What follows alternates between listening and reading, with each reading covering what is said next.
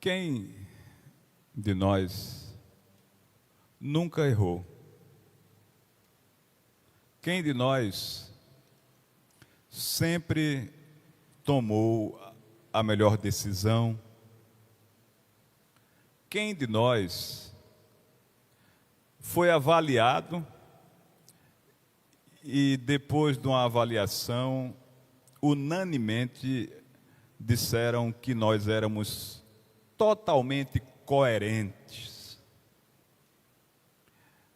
Assim a humanidade, muitas vezes incoerente, muitas vezes errando, apesar da vontade de acertar.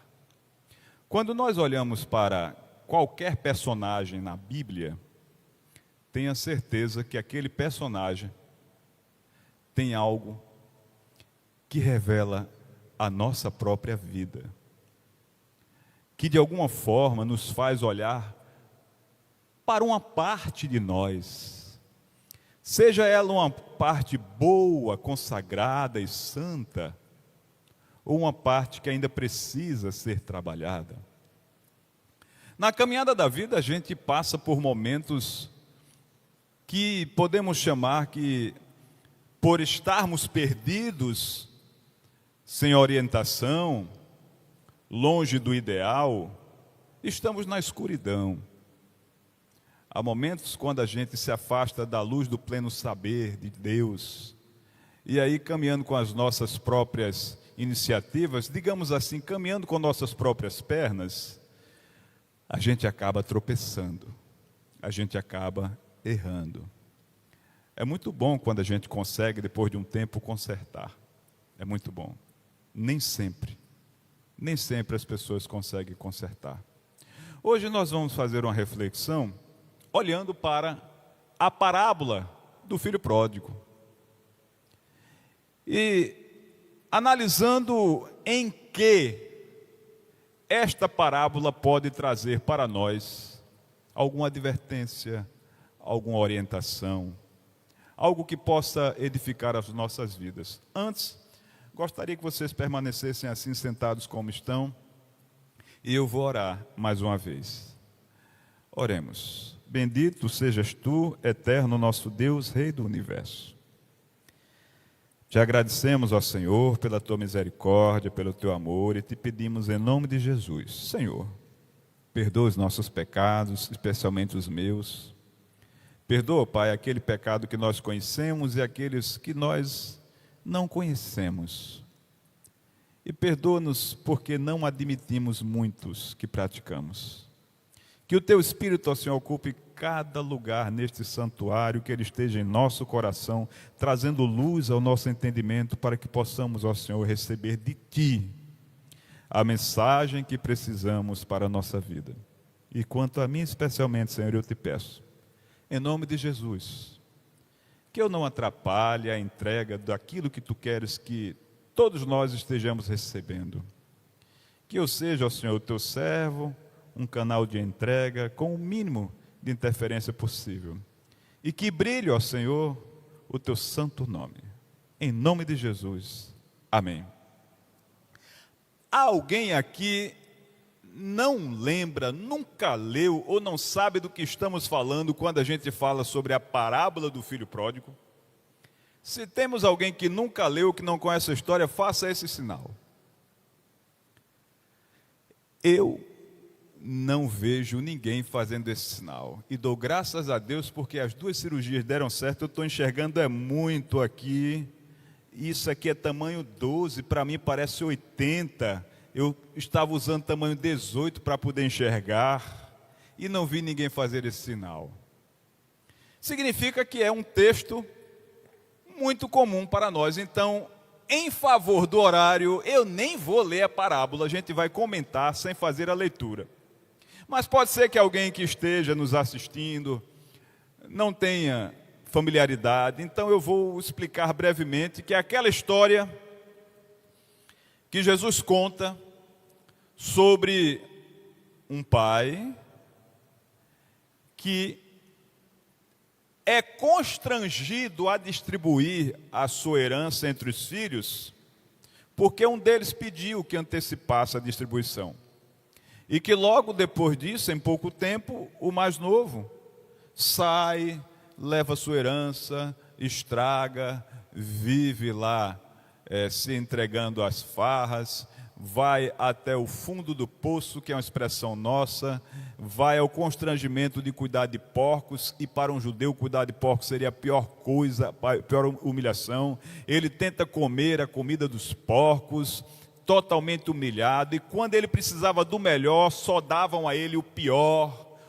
E o texto diz em algumas versões, ninguém lhe dava nada. Ninguém lhe dava nada. Ele volta para casa porque em um dado momento o texto diz, caindo em si mesmo, e alguns gostam de dizer que esta é a queda para cima. Ele lembra, diz, na casa do meu pai, todo mundo é bem tratado. Eu vou voltar para lá e vou ser pelo menos um empregado, porque lá o amor reina. E ele volta e o pai vê a sua chegada à distância, o pai vai e se dirige até ele, abraça, recebe. O caminho da volta é sempre mais difícil, alguma coisa poderia fazer ele não chegar. Ele poderia ser até atacado, apedrejado, porque o que ele fez é uma falta de respeito absurda, pedir a herança. O pai recebe ele em casa, entrega a sandália, o anel, a roupa, devolve toda a dignidade, comemora. E a festa na casa, houve reconciliação. São essas partes que eu preciso lembrar para a gente poder continuar com a nossa reflexão. O erro, o comportamento, o regresso, o perdão. Hoje eu postei lá nas redes sociais e para algumas pessoas uma imagem. O Marcos ri muito comigo. Ele diz que eu gosto de provocar, mas lá era como se fosse um cartaz de um filme que dizia assim: inimigos da humanidade, a ignorância, o fanatismo e a ambição. A ambição desregrada, desmedida, mas era cada monstro feio que eu pedi para a IA criar. Então, a ignorância, o fanatismo e a ambição desmedida. Será que isso tem alguma coisa a ver com o nosso dia a dia?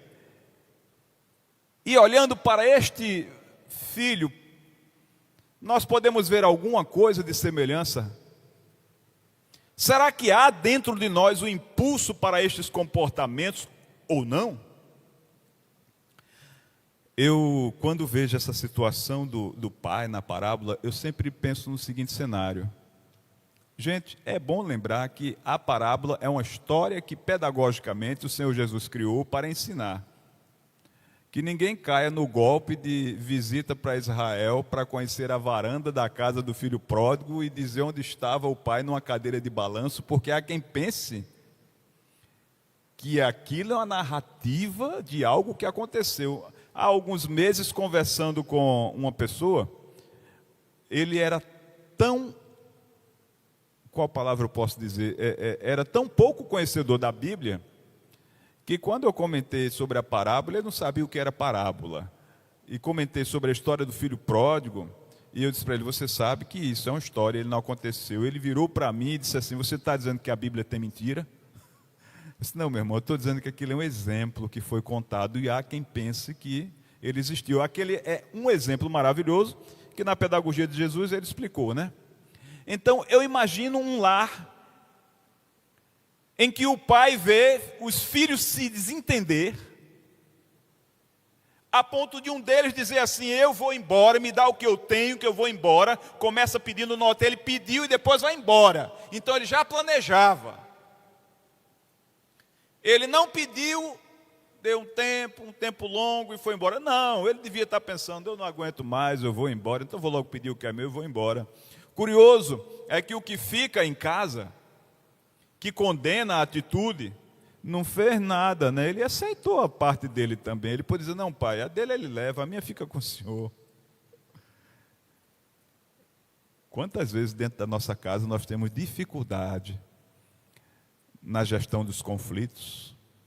Quantas vezes na nossa vida a gente comete o erro como esse jovem cometeu quantas vezes na vida nós encontramos pessoas que se aproveitam do nosso erro ou do erro de outro para fazer o que a poesia condena, porque a gente não vai empobrecer o rico para enriquecer o pobre. Mas quantas vezes nós vemos pessoas tentando nos colocar para baixo para que eles estejam em cima? Aquele filho que não vai embora e que depois lamenta a volta do irmão, ele não tomou nenhuma providência para evitar que a divisão acontecesse. Irmãos, a coragem de olhar para dentro. Toda jornada espiritual exige um passo raro e precioso. Encarar com sinceridade aquilo que nos desvia do Pai. Pai das luzes, o divino, o eterno, o nosso Deus. A parábola do filho pródigo é mais do que um relato sobre a perda e o retorno.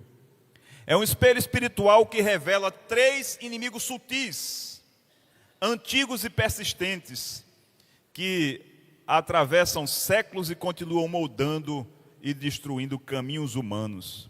São forças internas silenciosas que não surgem de fora, mas amadurecem dentro de nós quando desistimos de olhar para nós mesmos. A Bíblia nos mostra que não são apenas os perigos externos que nos afastam da vontade de Deus.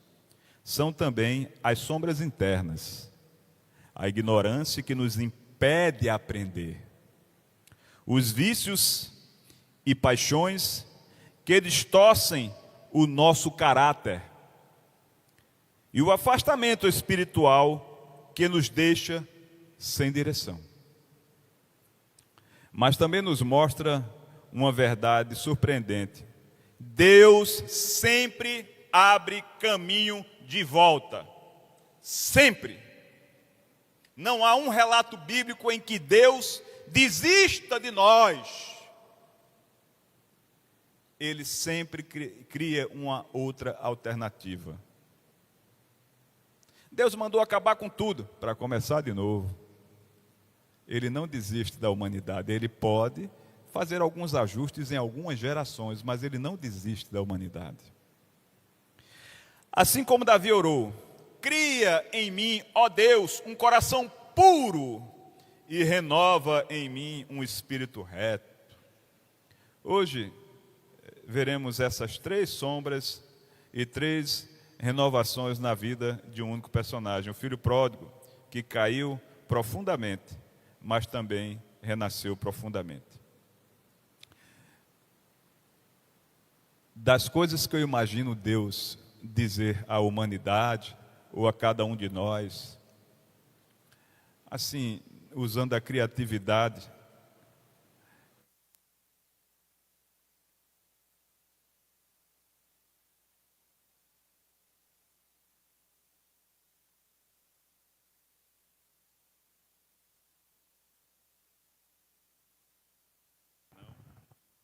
outro, agora.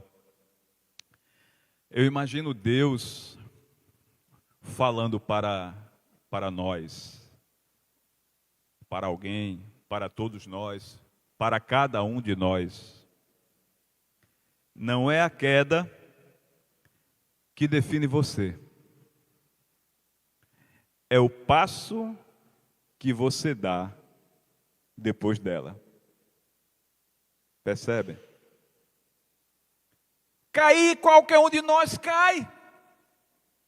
E quanto mais alto, maior a queda.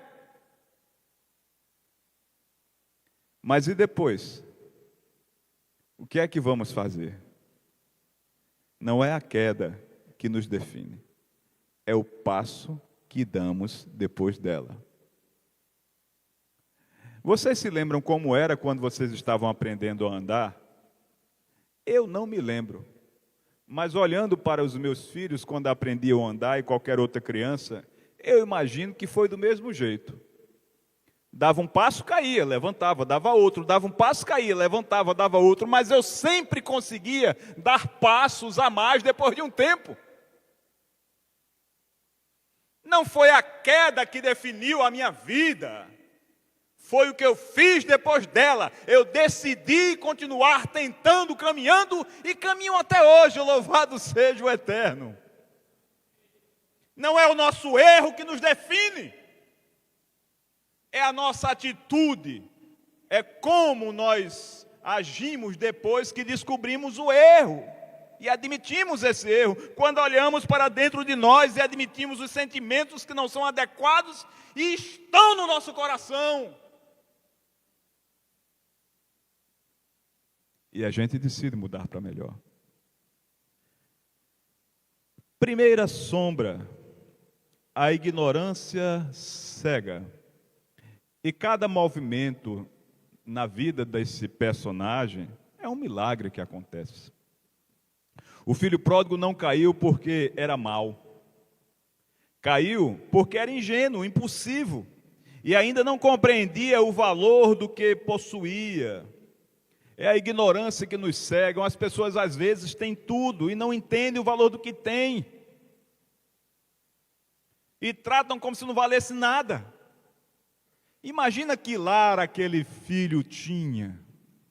Que lugar perfeito que ele só descobriu depois que abriu mão de estar lá. Ao pedir a herança antecipada, acreditou ter maturidade suficiente para conduzir a própria vida. E é aí que nasce a primeira ignorância, a ilusão da autonomia absoluta, que confunde liberdade com impulsividade. Tem muita gente que abandona o lar que nasceu, que abandona a família, que abandona o emprego, que abandona a igreja, que abandona os amigos, que abandona até a si mesmo, pensando que pode fazer tudo, que tem plena autonomia, que não precisa aprender mais nada, e depois, se arrebenta, tropeçando no óbvio. A ignorância nesse contexto não é a ausência de livros, mas a ausência de lucidez, a incapacidade de perceber consequências, de ouvir conselhos, de reconhecer limites. Quando ela vence, nos faz caminhar sem chão, e o filho só percebe isso quando tudo já se perdeu. É somente quando ele estava lá embaixo, totalmente acabado, que ele descobre o valor de tudo que tinha. Ele acreditou que liberdade era viver sem limites, sem orientação, sem escuta. Mas a vida, paciente e firme, ensina que a autonomia sem sabedoria sempre desemboca em desastre. Eu aprendi que a autonomia, ou limite, é para proteger. Sabe quando você diz assim, isso aqui só com autorização do meu chefe? Não é porque você não tem competência, é porque você é bom e alguém quer te proteger. Aquele que tem mais autonomia corre mais risco. Então é preciso ter maturidade. Liberdade é um risco muito alto. Ele aprendeu isso. Então diz o texto, caindo em si, como nós vimos, caindo em si. Esse momento é poderoso, é quando a luz finalmente entra no espaço que a ignorância ocupava. Ele estava na escuridão, cego pela ignorância, mas aí vem a luz do Espírito e mostra a ele o caminho, mostra o que há dentro dele, mostra o contexto real e ele segue. O primeiro passo da mudança é admitir que ainda temos que aprender. É o primeiro passo da mudança. Quando a gente está naquele caminho, insiste nele, está dando tudo errado, mas a gente acha que os outros é que estão errados. Você está fazendo as coisas e o resultado não vem, a sua vida não está dando certo, mas você insiste em ser desse jeito. É o crente Gabriela, eu nasci assim, né? Sempre fui assim, vou morrer assim, Gabriela, né? A gente precisa admitir que todo dia a gente precisa mudar para melhor. É como o Waze. Se tem algum problema na rota, ele muda a rota. Se tem alguma coisa dando errado, você ora ao Senhor e pede para Ele ajudar a mudar a rota. Irmãos, qualquer rota que a gente queira mudar, qualquer coisa que a gente queira mudar no mundo, tem que começar em cada um de nós. Se eu quero transformar o ambiente em um ambiente melhor, eu tenho que entender como eu estou influenciando esse ambiente, como eu estou contribuindo para contribuir mais. Se eu quero fazer da minha família, da minha casa um lugar melhor, eu tenho que entender qual é a minha parcela de participação nas coisas que vão errado e como é que eu posso fazer as coisas irem certas. Se o meu casamento precisa melhorar, gente, está primeiro na nossa mão a nossa autonomia de mudar a nós mesmos. Lembrei de uma coisa. Tem que colocar uma sogra na história. Eu amo, mas a história é assim, é de uma sogra, né? O camarada queria se livrar da sogra e foi pedir um veneno para matar a sogra. Aí o químico lá deu o veneno e disse: ó, você vai dar isso aqui a ela, para ninguém desconfiar. Todos os dias você vai elogiá-la, você vai se colocar à disposição dela. De vez em quando você dá um presente a ela, porque ela vai morrer e ninguém vai desconfiar de você. Passou uma semana, passou um mês, passaram 3 meses. Aí ele voltou lá e disse: o veneno deu errado, meu amigo. Ela está lá firme e forte. Eu fiz do jeitinho, entreguei lá o veneno e estou seguindo aqueles procedimentos para disfarçar, mas ela não morre. Disse: então eu vou passar outra dose. Eu disse: não. Agora eu estou gostando dela, não quero que ela morra mais não. Quem é que mudou? Ele mudou a maneira como tratava a sogra. E assim passou a amá-la. Quando eu for contar isso de novo, vou contar assim. Queriam matar o ministro de música? Então chamaram ele para um jantar, deram veneno.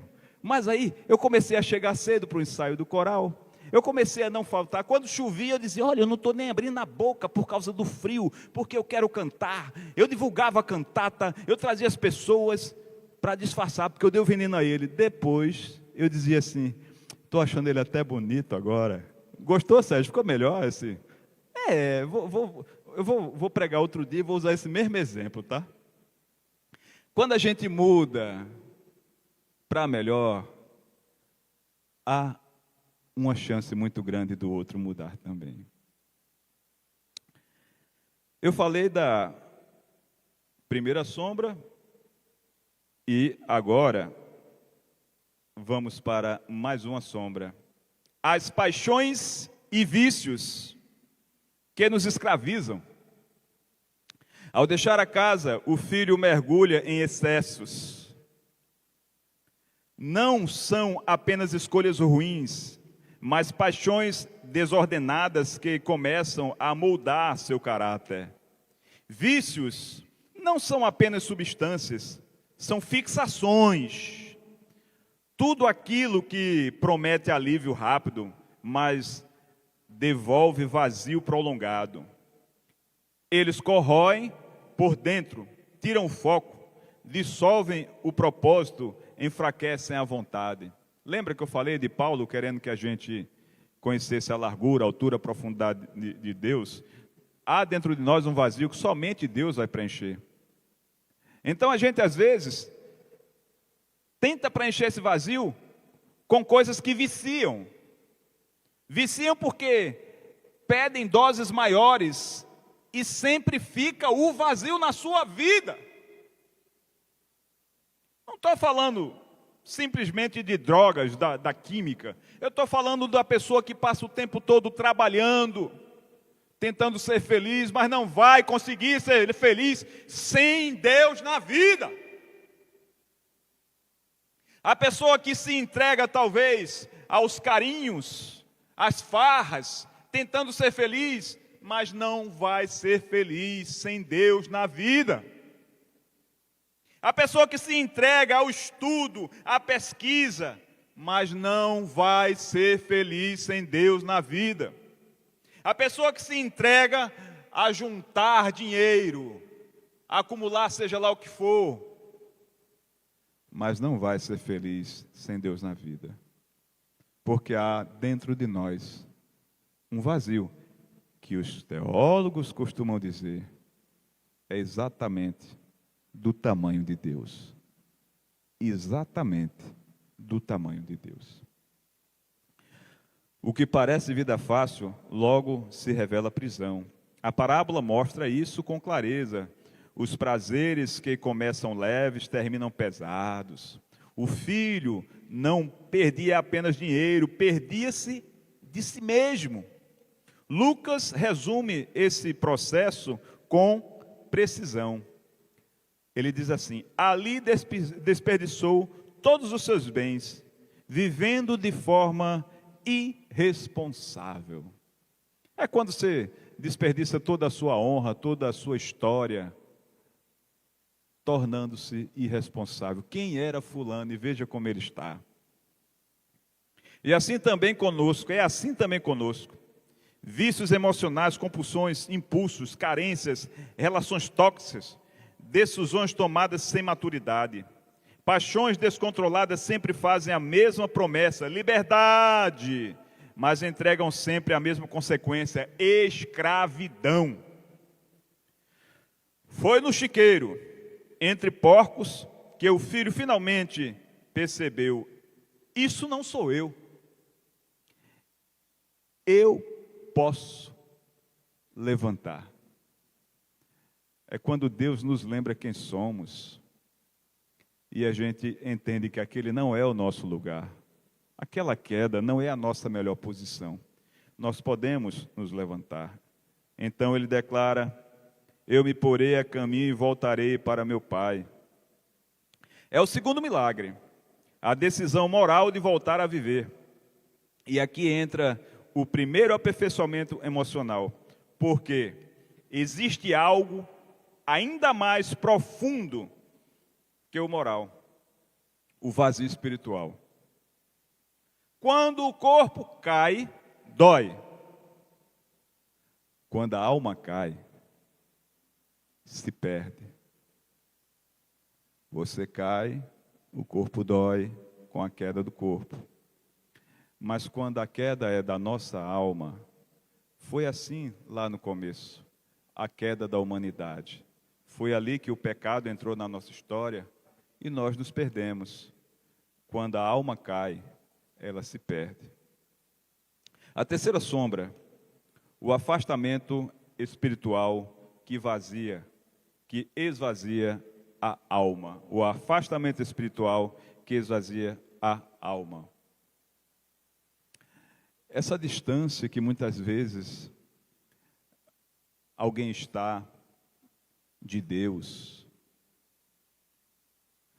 Esse momento em que às vezes alguém está e que não convive com Deus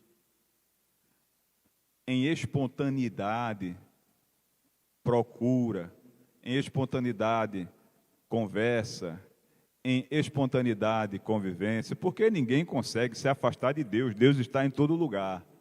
Mas esse reconhecimento da importância de Deus, esse reconhecimento da dependência de Deus, essa falta de confiança em Deus, é o afastamento. Quando a gente não confia, quando a gente não reconhece, quando a gente não agradece, quando a gente não se esforça em entender a vontade, quando a gente decide fazer a carreira solo, como esse filho fez.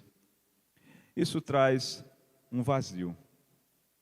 Ao afastar-se do pai, o filho não se distancia apenas fisicamente, ele sai do espaço, do cuidado, da escuta e do sentido.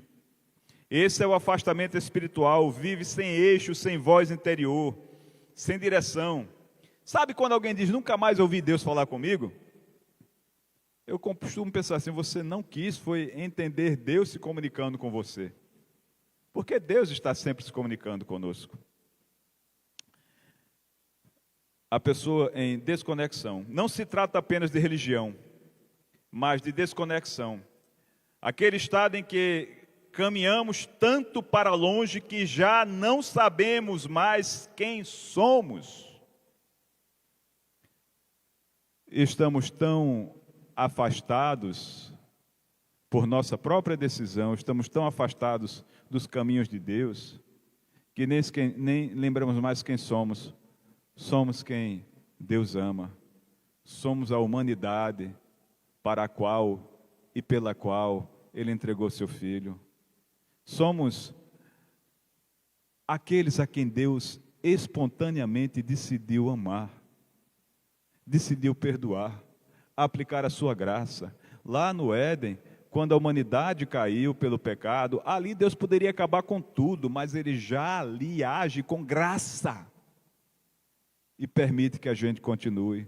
Cada vez que a gente vê um bebê nascer, significa Deus não desistiu de nós, a gente continua crescendo, a humanidade ainda existe. Afastar-se de Deus nos faz esquecer todas essas coisas, o amor dele. O resultado é sempre o mesmo: fome, não apenas fome de pão, mas fome de propósito, afeto e significado. Por que é que eu vivo? Aquele vazio, longe de Deus, por que é que eu vivo? Para que eu vivo? O ponto mais profundo da parábola não é o retorno em si, mas o momento em que o filho cai em si. Recomeço começa por dentro, quando a alma desperta para a própria necessidade de voltar. A queda do filho pródigo não apenas intelectual ou moral, foi também espiritual. Quando o coração se afasta de Deus, perde o norte, a paz e a identidade. Mas quando ele finalmente dar o primeiro passo para a volta, o texto diz: estando ao longe, seu pai o viu, e cheio de compaixão, correu para seu filho, o abraçou e o beijou. Aqui a gente aplica o segundo aperfeiçoamento emocional. Eu gosto muito dessa cena, ela é forte. O pai esperando a volta, o filho vindo, e ele corre para abraçar e beijar. Agora, não apenas espera, ele corre.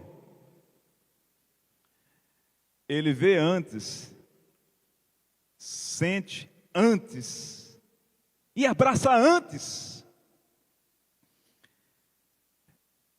Essa graça, ela alcança antes mesmo de você entender como voltar. Antes de você entender o caminho, a graça já te abraça.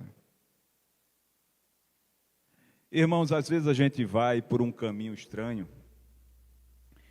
e fica pensando: e se eu voltar agora do jeito que eu estou, como é que eu vou ficar? Deus não espera que você volte perfeito. Ele espera que você apenas volte. Seja lá qual foi o caminho que alguém decidiu traçar, Deus não espera que você volte perfeito. Ele espera que você apenas volte.